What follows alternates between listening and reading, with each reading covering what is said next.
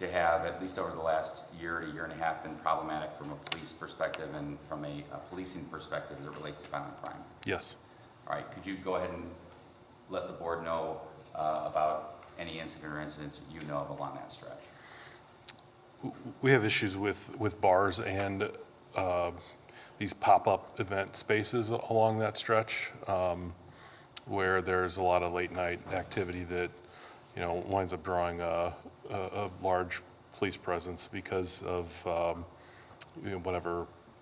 They're usually large groups of people or something that's violent that requires a large police response. So just kind of going back history-wise, kitty corner to this location, there used to be a bar called Brothers Two or Sebastian's, you recall that? Yes.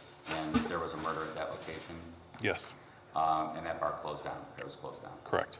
Up the block a little bit, there was a bar called Coach's Corner. Was there a murder at that location? Yes. And that bar was closed down, correct? Yes. In the last 6 to 12 months, has there been a shooting outside Porter's Tap? Yes. And that also is along this stretch of bars, correct? Yes. Okay, do gas stations become gathering places late at night for activity? Not necessarily, or I'm talking in general. Not as large as the bars or the event spaces are, but they can be patronized after closing time. And would you consider this location, 6502 Kennedy, to be one that is easily accessible by interstate travelers? No. I don't think, you have reviewed the Exhibit 1, Yes. right? Okay. And this is an accurate representation of the incidents that have occurred at 6502 over the last 5 years during the 24-hour period of those dates. Correct. Right. I don't have any further questions of Lieutenant Godey. Mr. Singh, do you have any questions for Lieutenant Godey? No, sir. Okay, thank you. Thanks, Chris. Next, I'd like to call Tom Novak. Mr. Novak, if you could, or after you're sworn. Yeah. Raise your right hand. You swear that the testimony you will give the board will be the truth, the whole truth, and nothing but the truth, so help you God? I do. Thank you. Mr. Novak, would you please state your name and introduce yourself to the board and let them know your position with the city? Yes, I'm Tom Novak. I am the Assistant City Planner with the City Planning Department for the city. And Mr. Novak, would you have occasion to prepare what I marked as Exhibit 2, which is a summary, I'll describe as a summary of zoning and ordinance violations at this property?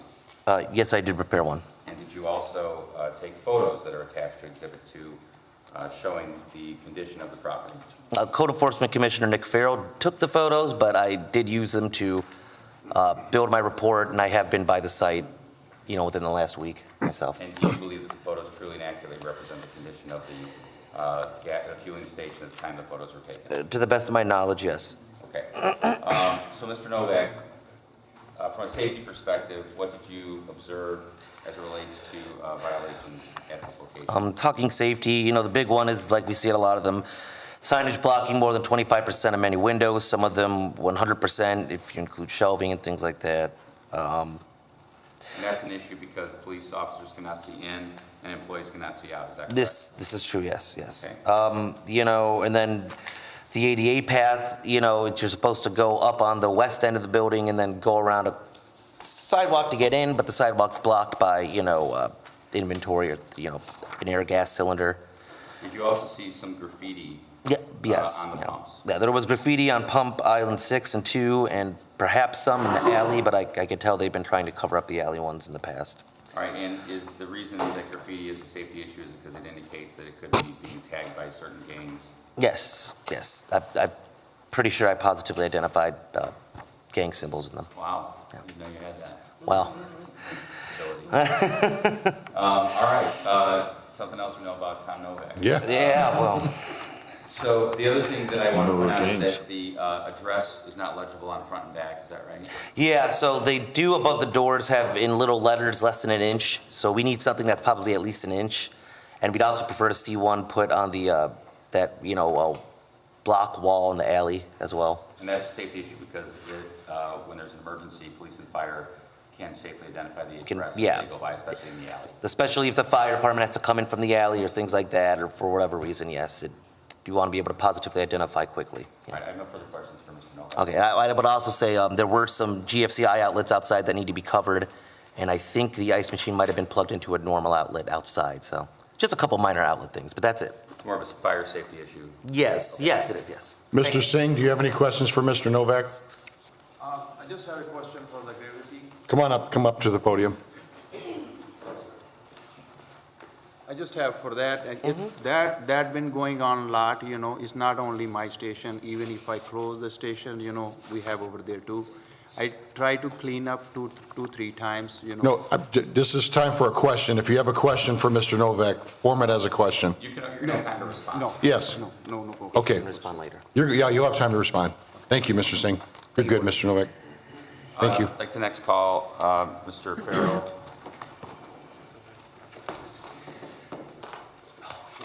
Mr. Farrell, if you could please state your, Do you swear that the testimony you will give the board will be the truth, the whole truth, and nothing but the truth, so help you God? I do. Thank you. Mr. Farrell, could you please state your name, position with the city? My name is Nicholas Farrell. I am the City of Hammond Code Enforcement Commissioner. Okay, and Mr. Farrell, have you reviewed exhibits 3 and 3A? I have. You have? Okay. Can you tell us what 3 is? So I believe you're referencing the license information. So for this property address, the current business operation initially obtained a license starting in 2016, which they then renewed on time for 2017. And then the records show that they missed 2018, 19, and 20. Okay. So they did not have a valid license for 18, 19, and 20? Correct. And did they recently pay those overdue fines? Do you know? So in 2021, they came in to renew, and they paid $700 towards that amount, and was issued a 2021 license. However, that would then leave the year of 2020 unaccounted for. So it would be $300 for 18, $300 for 19, and then it should have been $300 for 20, and then $100 for 2021. So as of today, that was the last business license issued, was in 2021. So you don't believe they have a license for a current business license? I do not believe they have a current business license to operate, Okay.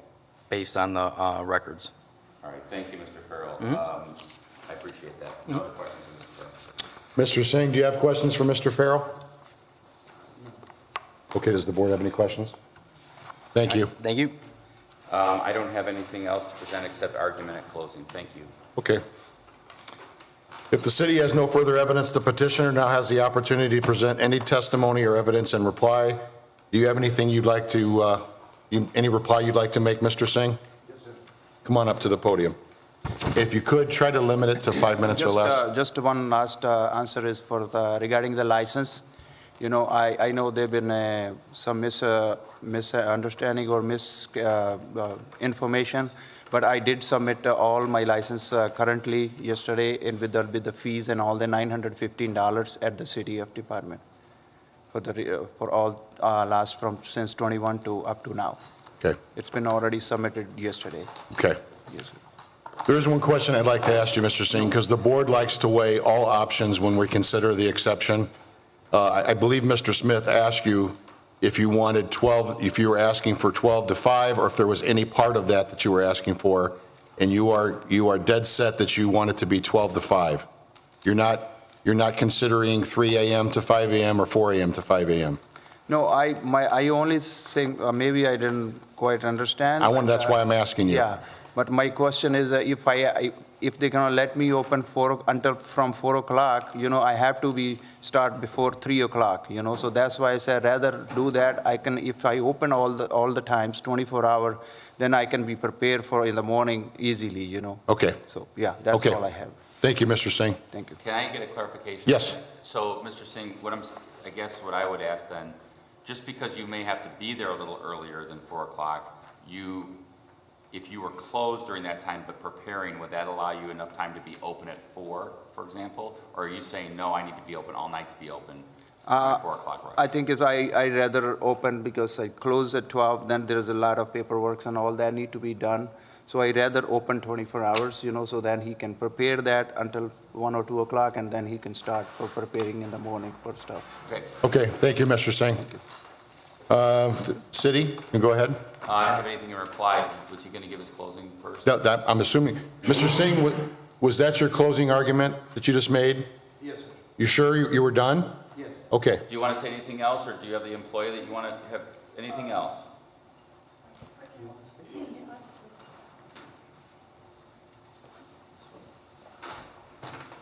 Hi, could you raise your right hand, please?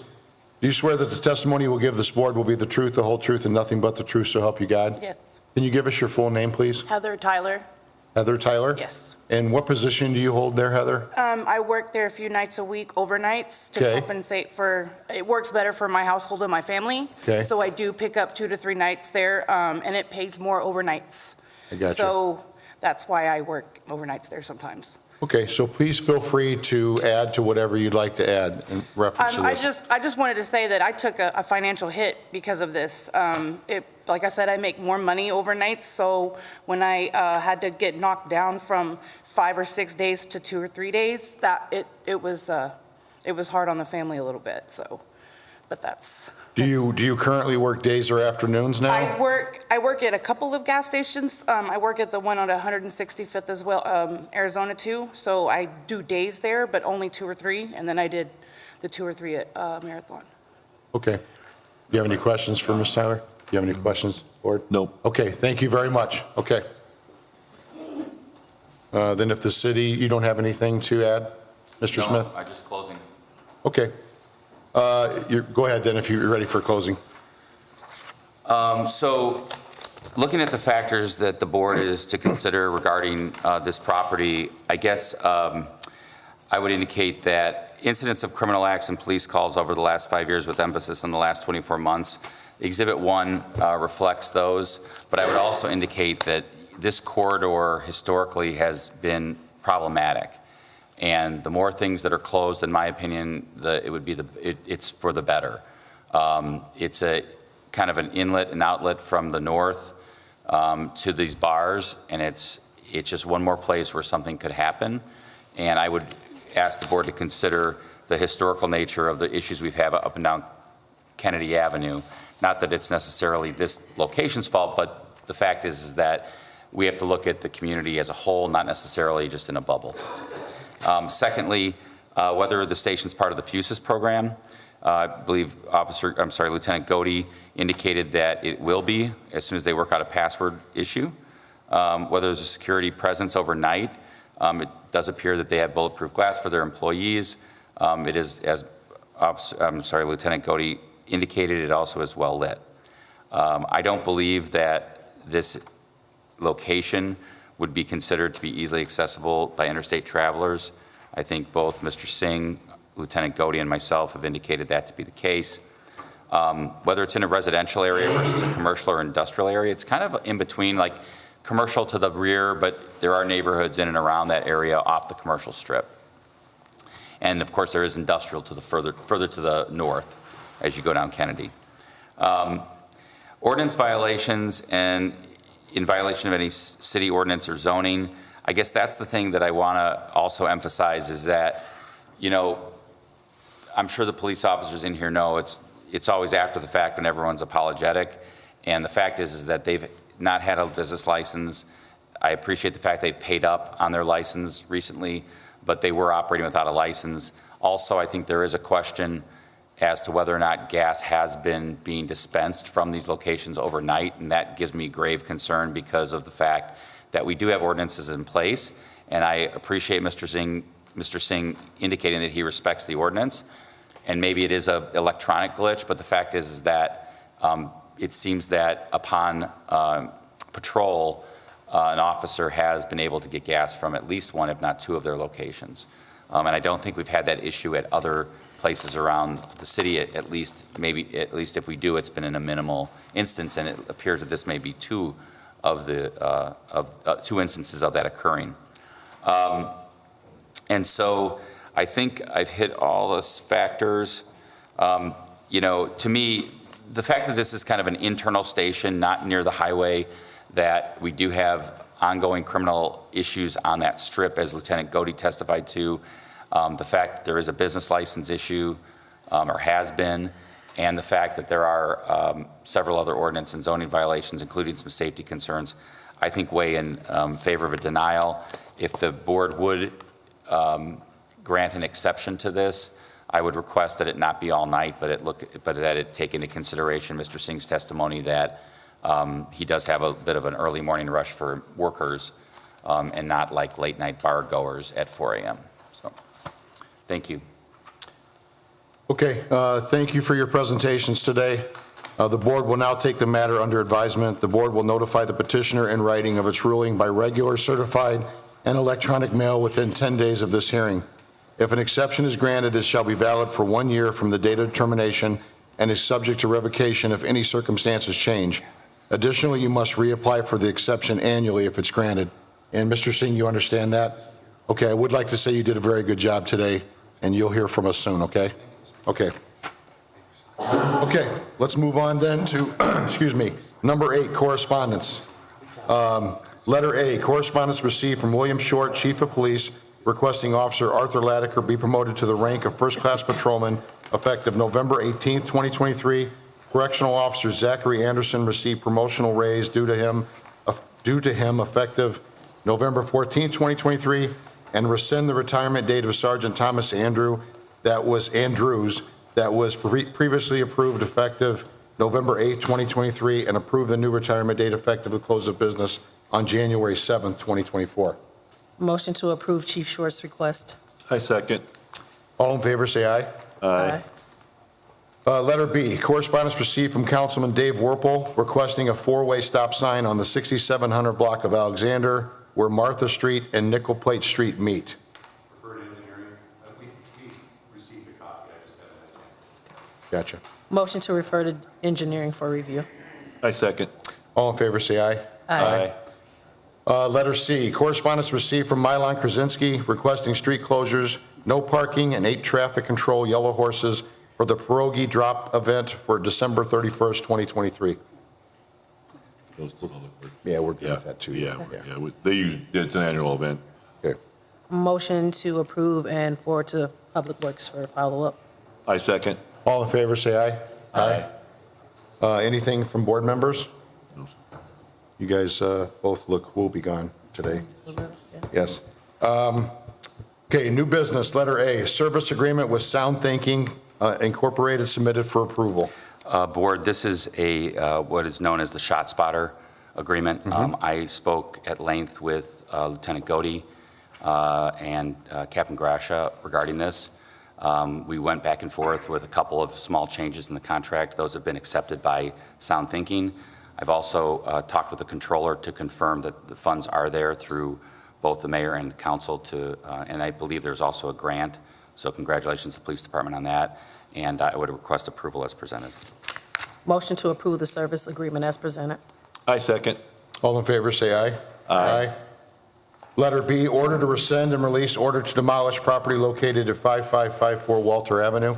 Yes, this property has been rehabilitated to a point of occupancy and can be removed from the repair demolish list. Hip, hip, hooray. Hip, hip, hooray. Yes. Motion to approve the order to rescind and release the demo order. I second. All in favor, say aye. Aye. Letter C, first extension of agreement to rehabilitate property located at 2314 Indianapolis Boulevard. We did not receive a signed copy, so can we set this till the 30th? I'll Motion double is- check with that owner, make sure we get it for Okay. them. Okay. The 30th is good, right? That's 30th, good, yeah, it's 2 okay. weeks from today. Motion to set this matter for status for November 30th, 2023. I second. All in favor, say aye. Aye. Letter D, agreement to rehabilitate property located at 1463 Indianapolis Boulevard. This property, there is no guarantee that the owner who lives in Connecticut is even going to rehabilitate it. The agreement was prepared. I personally emailed it to the local representative, and we have not received a copy back. So same thing, we'll have to go to November 30th. Okay. Motion to set the matter for status for November 30th, 2023. I second.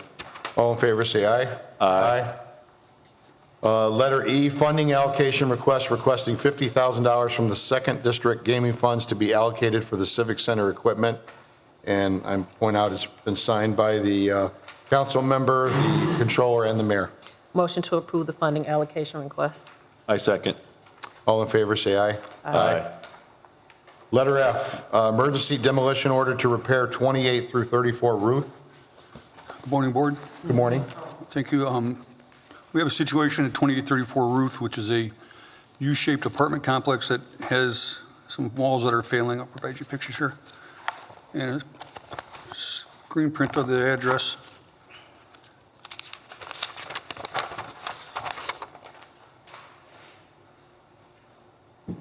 Thank you. The situation is such that the western portion of the U and the west wall is failing, and there's a residence that is directly next to that. And the fear is if that wall fails, it will hit the house, which is occupied. The west portion, east wall, is failing and falling into a courtyard that is in the middle of the U. We have barricaded that off. But there's a portion of the east wall, that is considered, that may be hazardous too. Right now, I'm asking the board, letting the board know that we're going to take immediate action to try to make that west wall, west portion safe. It may require a man lift. If we can do that, Mr. Klein is going to put a drone up so we can take a better picture of the roof and see just how bad it is, how much it's failing. And if we can handle just a safety precaution and put a man lift and push this portion of the wall in. If we can get that accomplished, then we'll come back for a regular demo order. So right now, I'm just informing the board that we're going to take a immediate action, emergency action to make those walls safe so they do not fall and hurt any people or property. Okay, so you don't need us to take an action? Not at this point. Just acknowledge. We're informing the board that we're going to take that notice. I do want to make note that we did try to contact the owners with the address that they provided. It's a P.O. box at the post office, and that box is closed. We did overnight a letter to a address in Crete that Mr. Novak had in his own pro notes. Have no response. 3 phone numbers that were discovered were called, and there was no response on either one of those, no answers, and not in use. Okay. Thank you, Mr. Kearney. Thank you. Okay, we will take that under, we acknowledge that. Okay, here's all it. You're welcome. Letter G, disposal authorizations received from the Hammond Police Department submitted for approval.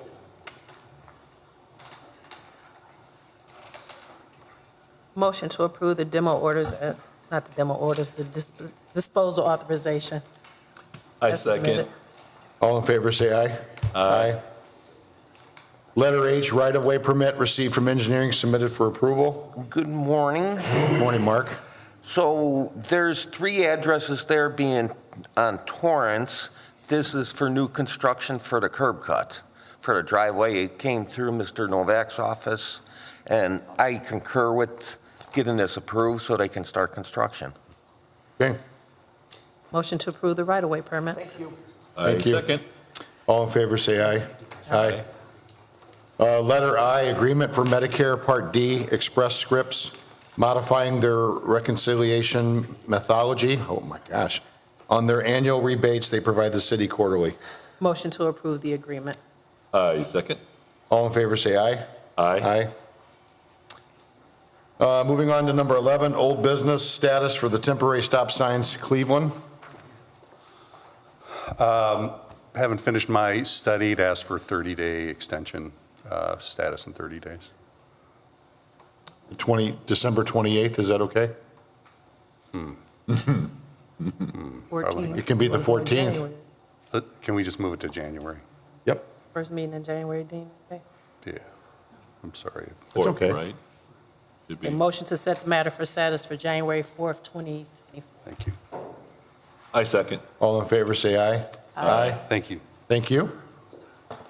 Okay, number 12, the meeting's open to the public. Does anybody have anything they'd like to say? Chris? Thank you, guys. Okay. Okay, Motion to adjourn. I second. all in favor, say aye. Aye. Aye.